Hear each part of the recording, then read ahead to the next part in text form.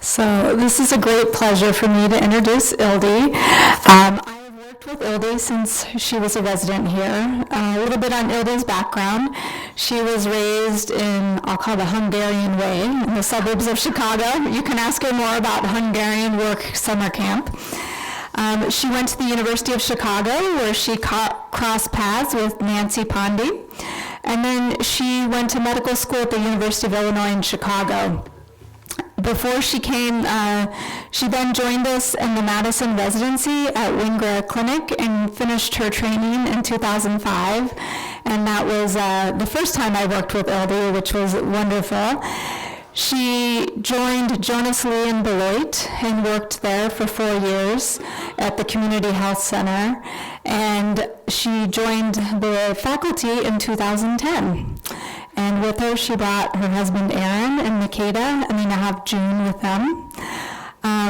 It's always wonderful to work with Ildi. She brings a sense of humor as well as excitement to any project that she works on. She's been involved in medical student education and resident education during her time as a faculty member. She's an international certified lactation consultant and brings her skills to patients as well as teaching. And really, anything she does is fun, enjoyable, and a learning experience. So I can't wait to hear your talk. Thank you, Beth, for those kind remarks. Beth was saddled with the job of being my official clinic mentor as a resident and is still one of them, formally and informally in many ways. So her kind words mean particularly much to me, since she has indeed known me for a very long time. It is a great honor to be asked to give this talk. And I'm sure Val had second thoughts about asking me to do so when she told me that I was the one chosen to do this, since I was utterly speechless and probably looked a shade of gray. Like, I don't even know what I thought she was going to ask me to do, maybe introduce some speaker or something like that. And so she probably questioned my ability to speak in public, but nonetheless, I'm here. And it's obviously a bit intimidating to think of something worthwhile to say to a group of such intelligent, thoughtful, and big-thinking colleagues. But nonetheless, I've got the microphone, so I better say something.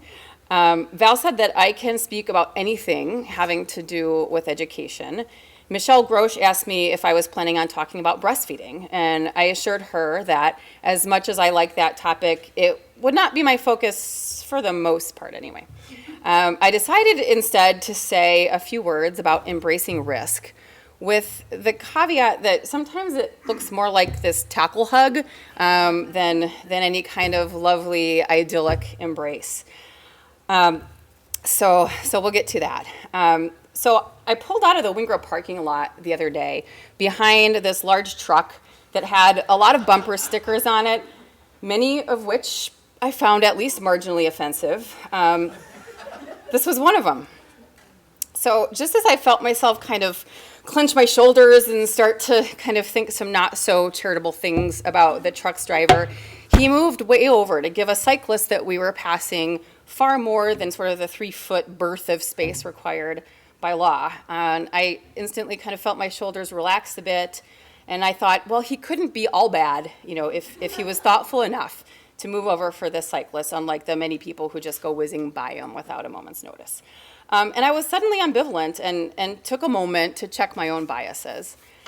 This bumper sticker, at least to me, indicated some pretty decisive feelings about change. No sign of ambivalence there, but this interaction that, of course, was happening just inside my own brain, as like many do, I think, in my world, got me thinking about the vulnerability inherent to any kind of change and what might make us kind of afraid of that sometimes. Change is certainly exciting. Change is scary. Change, according to JFK, is the law of life, and those who look only to the past or present are certain to miss the future. And change generally involves some risk. And so I wanted to share with you guys, and if this works, I don't know if we have any smart IT people here. You know what? It's depressing. Let's scratch. Scratch. Scratch? Scratch. Yeah, come on. Let's do a little scratching. Okay. Yeah, there you go. Scratching. Okay, Golden Gate Bridge. Golden. Okay, Presidio. All right, Union Square. Got it. Okay, Little Japan. Got it. Union Square. Oakland. Oakland. Can you reach around and get Coit Tower? San Andreas Fault. You know what I like best about you, Charlie? Is I can tell you anything in the world, and you don't judge me. Charlie, have you ever stood at the edge of a cliff or a subway platform with someone and you thought just for a split second, what if I pushed him?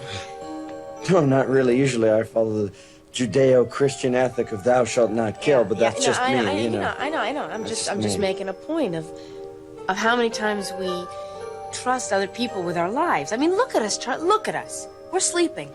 And look how vulnerable we are. And I could do anything to you in your sleep. What could you do? No, anything. You're lying on your side, totally asleep. You could just stick a needle in your...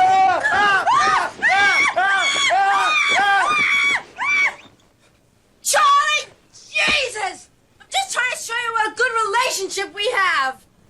I'm sorry, it's just I have an ear thing, okay? There was an episode of Night Gallery, and this guy put an earwig in the guy's ear, and then... I know they said the good news is we got the earwig, but the bad news is it was a female, and... I'm sorry. Good night, Charlie. I have an ear thing. Just good night. I'm sorry. I'm a human blanket. Get off of I'm a me. human blanket. No. Just good night.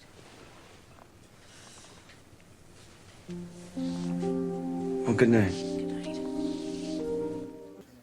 Turn it out. What she says is, have you ever stood at the edge of a train, like a railway platform, and just felt like pushing the person next to you? And he looks, I'm sorry, the video didn't work. It's a fantastically hilarious movie with Mike Myers. But he looks kind of shocked and terrified. And the whole premise of this movie is he marries this woman and then is told, based on some beliefs that his friend has from reading tabloid headlines, that she's actually this axe murderer who has killed her 3 previous husbands. So now he's getting really scared. And he says, well, like, what could you do? And she's like, oh, I don't know, I could just, like, stick a needle in your ear. And then they both start freaking out because he jumps and freaks out. And sorry, it didn't work because it's a great clip. But anyway.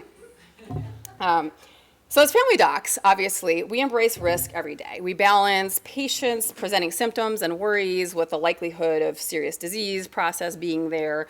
We attempt to explain risks and benefits of procedures in ways that might be meaningful and understandable to our patients. We reconcile their wishes and goals with guidelines and best practices. And at least to me, sometimes this feels comfortable, and other times not so much. And maybe that might be because of a little bit of control freak tendencies that some of us might have. This was a piece of mail I got several years ago. It was actually an ad for some sort of insurance. It didn't even have anything to do with medicine, so I don't really know how they got the doctor thing, but my family found it kind of hilarious because it might be a little bit true. So though I might sometimes display some control freak tendencies, I've also learned that it's true that sometimes the risks we try hardest to mitigate aren't really the things we should have been afraid of. And kind of one of my favorite stories about this is about my daughter, Makeda, who's with us back there now. She was a chunky baby, and at about 10 months old, she had outgrown her infant car seat. And so being, of course, the diligent first-time mom, I researched car seats extensively and kind of decided on the latest, greatest model that actually probably cost about a quarter of what my first car cost. And while I was poring over the 30-page installation manual to make sure I got everything right, Aaron decided to just go to the grocery store, get a few items. And so then I heard the garage open as he returned, and he brought her back into our kitchen with this concerned look on his face saying, she just keeps gagging. I don't know what's wrong with her. So one finger swipe in her mouth revealed she had pulled off a piece of the plastic grocery bags and had it in her mouth. And yeah, my daughter was choking while I was carefully reading the safety manual for the safest car seat on the market to install for her little hiney in my car. So thankfully, she was obviously perfectly fine, and she's gone on to do many more things that could have possibly ended badly, but didn't. And her control freakish mama has gone on to let her do such audacious things as ride on school buses that don't have seatbelts, which even though I logically know, I've read the studies, they're safe, it still gives me palpitations. And And really, there's been no better teacher in my life to teach me how to wrestle with and embrace risk than parenthood. And so, of course, our parents have to wrestle with and embrace risk too. And one of our tasks, I think, is being their guide in doing so. The more I try to hone my motivational interviewing skills and work on really, truly collaborative shared decision making with patients, the more I realize that in order to really do that at all effectively, I really need as complete of a grasp as possible about their understanding of, kind of preferences in, and comfort level with risk. And I think inherent in this to some extent is that risk is linked with what we value. And this resonates for me when I think of a mom I know who's not a patient, so no HIPAA violations going on, but she's a very intelligent, kind, loving mother of now 9 children, who's birthed all of her children at home, including her now almost 5-year-old twins. I first met these babies when they were healthy, thriving 1-month-olds, and I was hearing her birth story, which included the fact that the babies were born at home 9.5 hours apart from each other, and the second baby was a footling breech.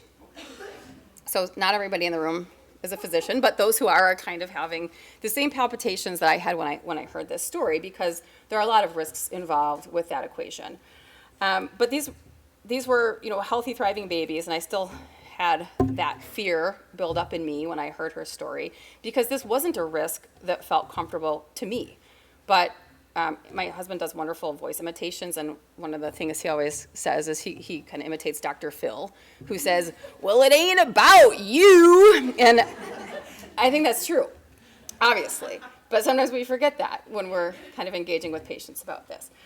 So though this certainly isn't the type of risk I would encourage my patient to take, hearing this acquaintance discuss kind of what she considered as she prepared for the birth of her babies helped me understand the importance of remembering that how we interact with risk will shape kind of a lot of the decisions we make in all aspects of life. And so while I do think that this risk-value interaction is real and important, I think it's worth mentioning that the intentional acceptance of risk is the assumption that the intentional acceptance of risk is a choice that's equally available to all of us kind of jumps out at me as another place where we kind of run the risk of propagating disparity, and that we do have to be mindful that due to circumstances beyond people's control, some people just are not as able to consciously align the risks that they take with their values, and for some, life is truly inherently riskier than for others. And so being mindful that some people, assuming that some people have the luxury of choosing which risks might be acceptable to them, may be untrue and actually offensive to people. I am aware that for a lot of patients I see, simply the act of showing up in clinic and sharing their story with me can feel risky at times, and makes them feel very vulnerable. Will we listen? Will I care? Is there hope? And do they really want to even know that answer? And our patients have lots of questions, and that in and of itself can feel risky on both sides, because sometimes we don't have the answers. So I don't always have the answers, but I do know that for me at least, thoughtful reflection on the interplay between risk acceptance and that which my patients value has helped me understand my patients' thought processes and choices a lot better. And so I know you all know this. I'm sure you've all thought about it too. What, might you ask, does this have to do with education? And specifically, what does embracing risk in teaching and learning look like? And what do we need to know about our learners to help them do so appropriately and effectively? And what do we need to know and think about ourselves too? That's really kind of what I've really been thinking about. So along those lines, I have a running joke with my wonderful mother who, because anytime I've ever received any kind of recognition for something I've done or accomplished a personal goal, my joke with her is I always tell her, "Hey, look what your lazy kid did." I've got 4 sisters. They're all very smart, brilliant people. And there were a lot of expectations of us. And I think, which is good, but growing up, I think my mom realized that I didn't always work very hard at certain things that kind of came easily to me. And I certainly could have worked harder, but her way of motivating me to do so was to say that she thought I was being lazy. Of course, as you might imagine, that didn't work so well. But so I joke with her now that I was just a selectively mentally engaged, gifted learner. This is just a slide from the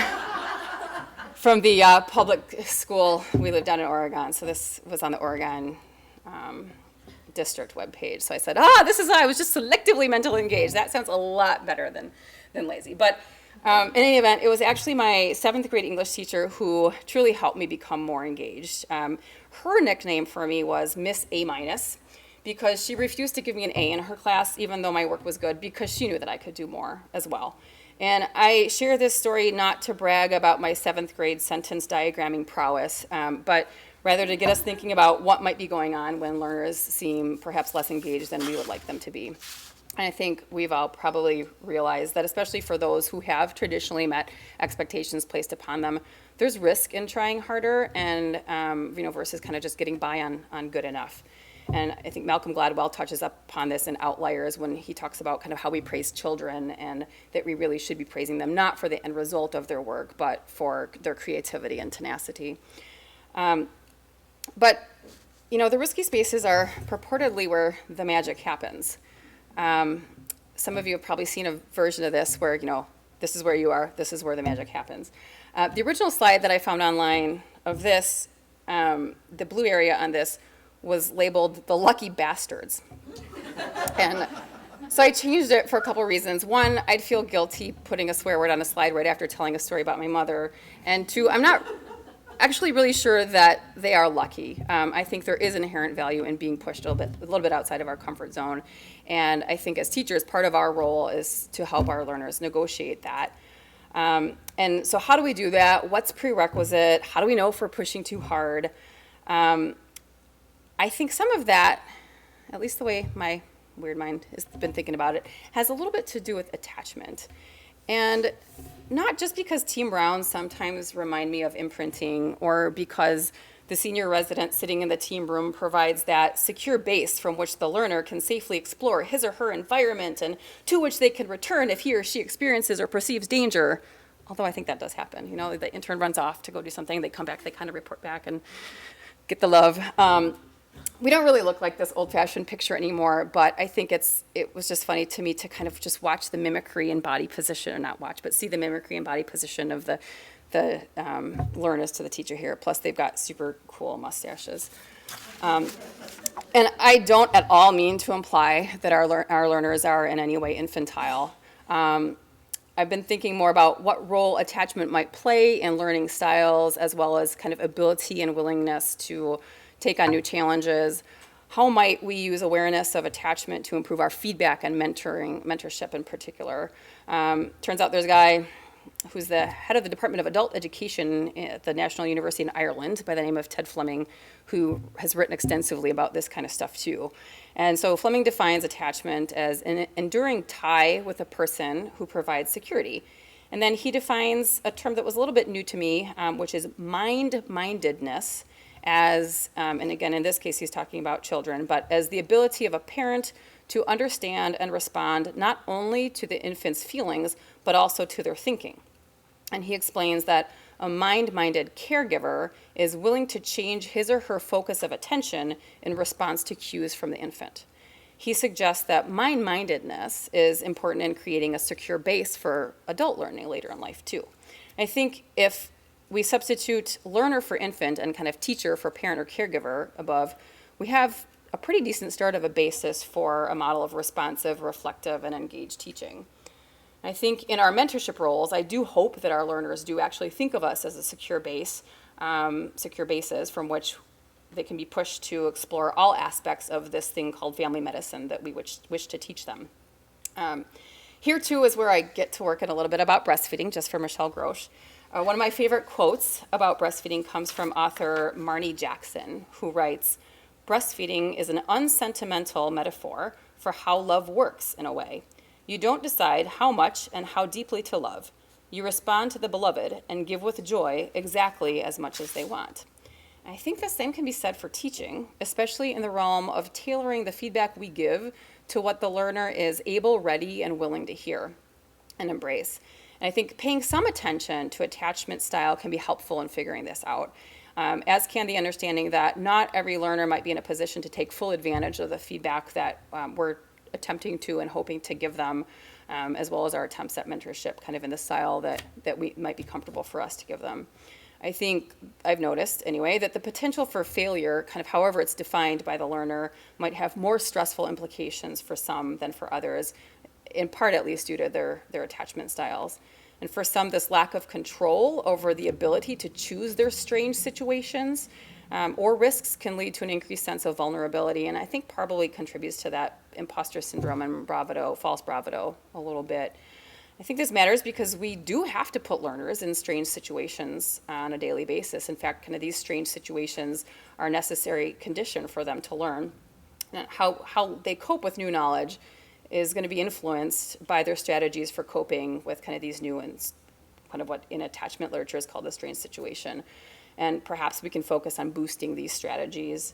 I think we all get this, and it's likely nothing new on an intuitive level, but thinking about it in terms of attachment might help us help our learners embrace the risks inherent to learning more directly. And perhaps, as the author Brene Brown describes in Rising Strong, it will help us guide our learners on how to hold the discomfort associated with the inherent risk involved in learning, sit with it and communicate it, rather than how to discharge or dump it or to pretend that it's not happening. I hope it does. I hope, too, that as our department continues on our recharge path, we can embrace the risks involved in change and create with and for each other that secure base and those enduring ties that provide this security. And so as we move forward with our changes on the department level, I'll leave you with a few quotes that spoke to me. Voltaire said, "Uncertainty is an uncomfortable position, but certainty is an absurd one." And there's a lot uncertain about where we should go, where we want to go, where we're going. I think that's kind of a good thing. On a slightly different level, Janis Joplin said, "You are what you settle for." But my favorite is from a fabulous colleague who shall remain nameless, but is not one of the usual suspects, who said recently, "We should be a department of troublemakers." Thanks.